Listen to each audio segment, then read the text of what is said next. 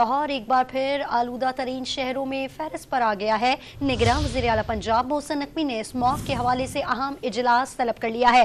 آپ کو اپڈیٹ کرتے چلیں کہ اجلاس میں اسموگ کے تدارک کے حوالے سے بڑے فیصلے متوقع ہیں۔ نگراں وزیر اعلیٰ پنجاب نے اسموگ کے حوالے سے اہم اجلاس طلب کر لیا۔ مزید تفصیلات جانتے ہیں ڈان نیوز کے نمائندے میاں شعیب سے۔ شعیب بتائیے گا مزید کیا اپڈیٹس ہیں آپ کے پاس؟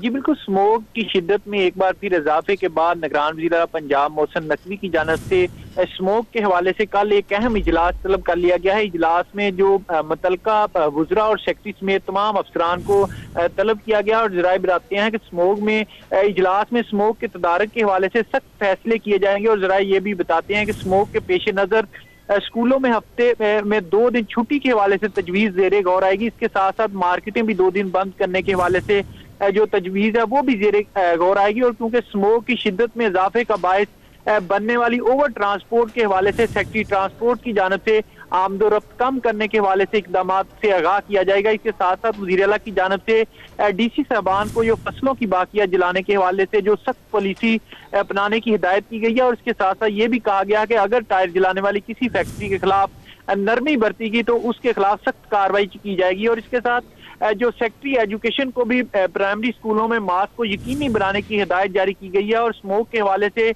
اقدامات پر عمل نہ کروانے کے حوالے افسران کے خلاف سخت کارروائی کرنے کا بھی فیصلہ کیا گیا۔ اور کل جو اہم اجلاس طلب کیا گیا اس میں اسموگ کے حوالے سے اہم فیصلے کیے جائیں گے۔ جی بہت شکریہ میاں شعیب اپڈیٹ کرنے کے لیے۔